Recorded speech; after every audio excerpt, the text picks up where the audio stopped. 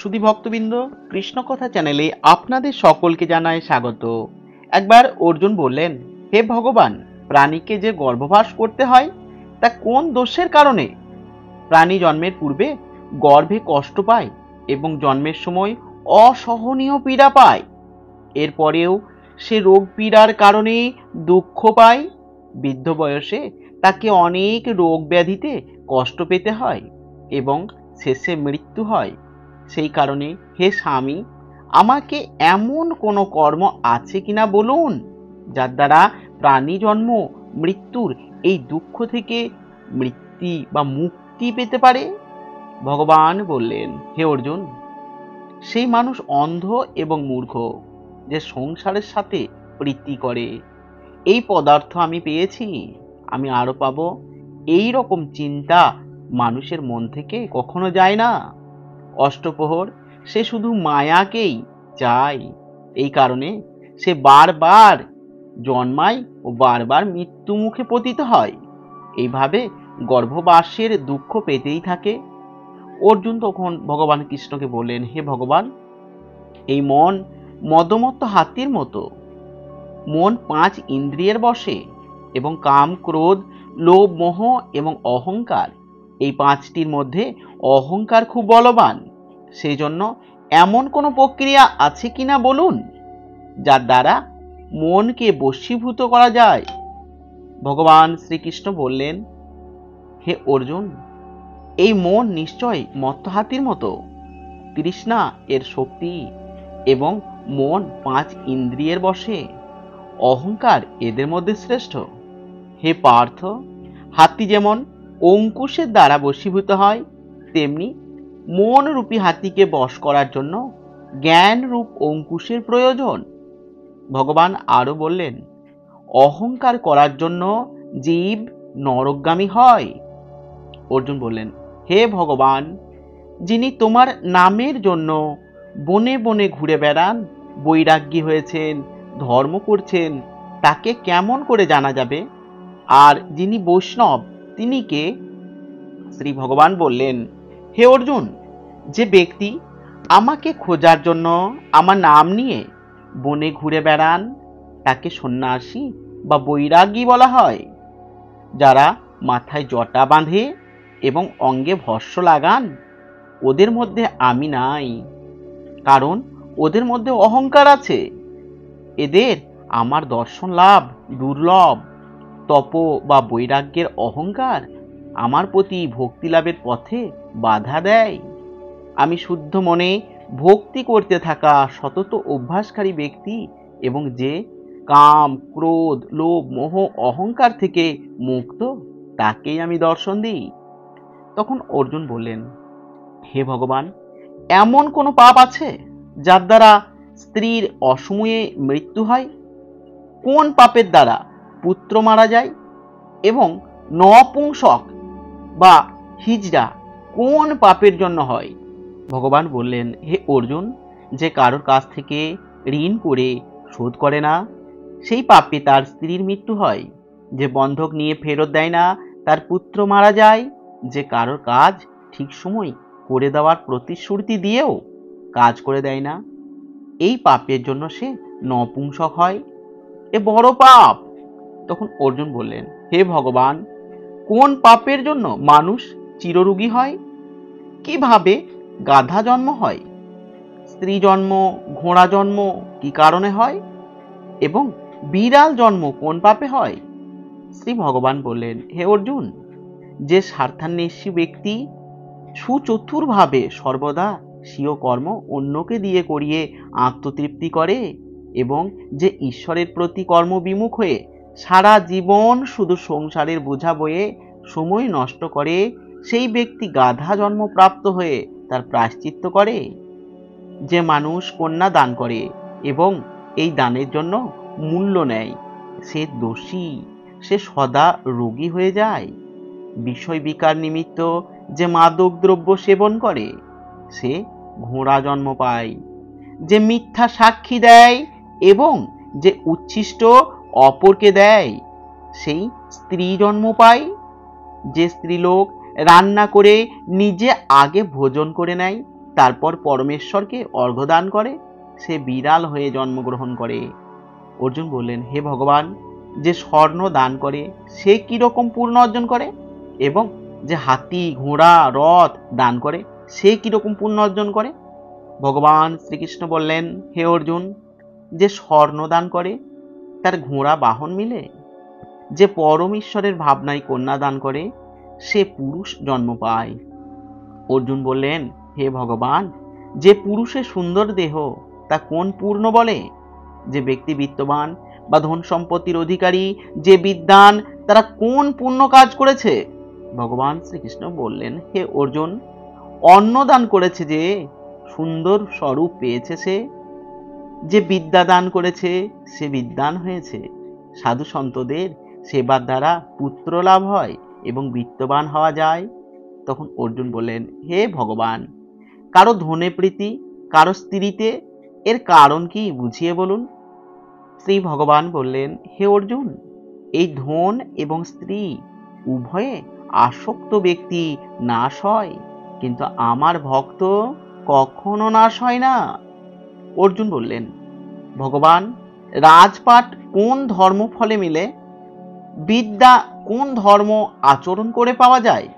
তখন ভগবান শ্রীকৃষ্ণ বললেন, হে অর্জুন, যে কাশী ক্ষেত্রে নিষ্কাম ভক্তিতে তপস্যা করতে করতে শরীর ত্যাগ করেন তিনি রাজা হন।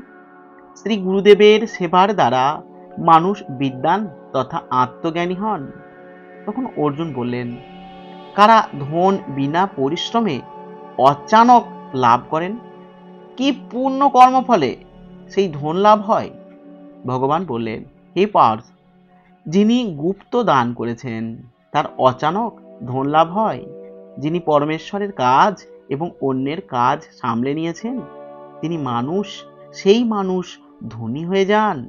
তখন অর্জুন বললেন, কোন পাপে অম্লরোগ হয়, কোন পাপে বোবা হয় এবং কোন পাপে কুষ্ঠরোগ হয়? শ্রী ভগবান বললেন, হে অর্জুন, যে মানুষ নিচু জাতির স্ত্রী গমন করে সেই অম্ল রোগী হয়ে যায়। যে গুরুদেবের নিকট বিদ্যা অর্জন করে গুরুদেবের সাথে তর্ক করে সে বোবা হয়ে যায়। যে গো হত্যা করে তার কুষ্ঠরোগ হয়। অর্জুন বললেন, হে ভগবান, রক্তবিকার কোন পাপের ফলে হয়? কোন পাপে মানুষ দরিদ্র হয়? কোন পাপে বায়ু রোগ হয়? কেউ অন্ধ, কেউ পঙ্গু হয় কোন পাপে? এবং কোন পাপের কারণে নারীরা বাল বিধবা হয়? শ্রী ভগবান বললেন, হে অর্জুন, যে সদা ক্রোধবান তার রক্তবিকার হয়। যে সদা অপরিচ্ছন্ন থাকে সে দরিদ্র হয়। যে কুকর্মী ব্রাহ্মণকে দান করে না তার খণ্ডবায়ু রোগ হয়। যে অপরের স্ত্রীকে নগ্ন অবস্থায় দেখে এবং গুরু পত্নীর প্রতি কুদৃষ্টি দেয় সে অন্ধ হয়ে যায়। যে গুরু এবং ব্রাহ্মণকে লাথি মারে সে পঙ্গু হয়ে যায়। যে স্ত্রী নিজের পতিকে ছেড়ে অন্য পরপুরুষের সঙ্গ করে সে বাল বিধবা হয়। অর্জুন তখন বললেন, হে ভগবান, আপনি পরমেশ্বর, আপনাকে নমস্কার। প্রথমে আপনাকে সম্বন্ধী বলে জানতাম, কিন্তু এখন আমি আপনাকে ঈশ্বর জ্ঞান করি। হে পরমাত্মা, গুরু দীক্ষা কিভাবে হয় তা কৃপাপূর্বক আমাকে বলুন। তখন ভগবান শ্রীকৃষ্ণ বললেন, হে অর্জুন, তুমি ধন্য, তোমার পিতামাতা ধন্য যাদের তুমি এমন পুত্র। হে অর্জুন, সারা সংসারের গুরু শ্রী জগন্নাথ, বিদ্যার গুরু শ্রী কাশী ক্ষেত্র, চার বর্ণের গুরু সন্ন্যাসী। সন্ন্যাসী তাকেই বলে যে সমস্ত ত্যাগ করে আমাতে মনোনিবেশ করেছেন, সেই ব্রাহ্মণ জগৎগুরু। হে অর্জুন, একথা মন দিয়ে শোনার মতন যে গুরু কেমন করবে। প্রকৃত গুরু হলেন তিনি যিনি সমস্ত ইন্দ্রিয় জয় করেছেন, যার দৃষ্টিতে সারা সংসার ঈশ্বরময় এবং বাহ্য জগৎ সম্পর্কে যিনি উদাসীন এমন গুরু করো। যিনি পরমেশ্বরকে জেনেছেন সেই গুরুদেবের পূজা সব দিক থেকে করো। হে অর্জুন, যে গুরু ভক্ত এবং যে গুরুদেবকে সামনে রেখে ভোজন করে তার ভোজন করা সফল। যে শ্রী গুরু বিমুখ তার সপ্তগ্রাস মৃত্যুর পাপ লাগে। গুরু বিমুখ ব্যক্তি দর্শনযোগ্য নয়। যে গৃহী সংসারে থেকে গুরু বরণ করে না সে চণ্ডাল তুল্য। যেমন মদের বোতলে গঙ্গা জল রাখলে তা অপবিত্র হয়ে যায়। এই কারণে স্ত্রী গুরুবিমুখ ব্যক্তির ভজন ঠিক হয় না এবং তাদের হাতে খাদ্যবস্তু পর্যন্ত ভগবান গ্রহণ করেন না। তাদের সব কর্ম নিষ্ফল হয়। কুকুর, শূকর, কাক, গাধা ইত্যাদি জনি নির্জনী এর থেকে অধম জন্ম সে যে গুরু বরণ করে না। গুরু বিনা গতি নাই। গুরুহীন ব্যক্তি অবশ্যই নরকগামী হয়। গুরু দীক্ষা ছাড়া জীবন অচল। হে অর্জুন, যেমন 4 বর্ণের মানুষই আমাকে ভক্তি করার যোগ্য, তেমনি উত্তম আধার শ্রী গুরুদেব ভক্তি, শ্রদ্ধা ও পূজার যোগ্য। ভগবতী গঙ্গা যেমন নদীর মধ্যে শ্রেষ্ঠ, সমস্ত ব্রতের মধ্যে যেমন একাদশী ব্রত শ্রেষ্ঠ, তেমনি হে অর্জুন, সমস্ত শুভ কর্মের মধ্যে গুরুদেবের সেবা উত্তম। গুরু বরণ ছাড়া ধর্ম করলেও মানুষ পশু যোনি প্রাপ্ত হয়ে ফল ভোগ করে। তাকে 84 লক্ষ যোনি ভ্রমণ করতে হয়। অর্জুন বললেন, হে ভগবান শ্রীকৃষ্ণ, গুরু দীক্ষা কি? ভগবান বললেন, ধন্য জন্ম তার যে এমন প্রশ্ন করে। তুমি ধন্য। গুরু দীক্ষার 2টি অক্ষর আছে, হরি ওম। এই অক্ষর দুটিকে গুরু বলা হয়। হে অর্জুন, যে গুরুদেবের সেবা করে তার উপর আমি প্রসন্ন হই। যে 84 লক্ষ জনই জন্ম ভ্রমণ করা থেকে মুক্তি পায় এবং জন্ম শূন্য বা জন্মরহিত হয়ে যায়। যে প্রাণী গুরু সেবা করে না তাকে 3.5 কোটি বছর ধরে নরক যন্ত্রণা ভোগ করতে হয়। যে গুরু সেবা করে তার 100 অশ্বমেধ যজ্ঞের ফল লাভ হয় এবং গুরু সেবায় আমার সেবা। হে অর্জুন, আমার ও তোমার এই সংবাদ যে প্রাণী পাঠ করবে অথবা শুনবে সে গর্ভবাসীর দুঃখ থেকে নিস্তার পাবে এবং 84 লক্ষ জনই ভ্রমণ করা থেকে রক্ষা পাবে। এই কারণেই এই পাঠের নাম গর্ভগীতা। ভগবান শ্রীকৃষ্ণের মুখ থেকে অর্জুন এই গীতা শ্রবণ করেছেন। গুরু দীক্ষা গ্রহণ উত্তম কর্ম, এর ফলে জীব নরক যন্ত্রণা থেকে বেঁচে যায়। শ্রী ভগবান খুব প্রসন্ন হন যে যে ব্যক্তি সদ্ভাবনা এই গীতা বিচার মনোনয়ন করে সেই ব্যক্তি পুনরায় গর্ভাবাসে আর আসে না। নমস্কার সুধী ভক্তবৃন্দ, আজকের ভিডিওটি এখানেই শেষ করছি। সুধী ভক্তবৃন্দ, আপনাদের অর্জুন এবং ভগবান শ্রীকৃষ্ণের এই কথোপকথন যদি ভালো লেগে থাকে তাহলে অবশ্যই একটি লাইক করবেন এবং সবাইকে শেয়ার করবেন যাতে তারাও ভিডিওটি দেখে উপকৃত হয়। সবাই ভালো থাকুন, সুস্থ থাকুন। নমস্কার।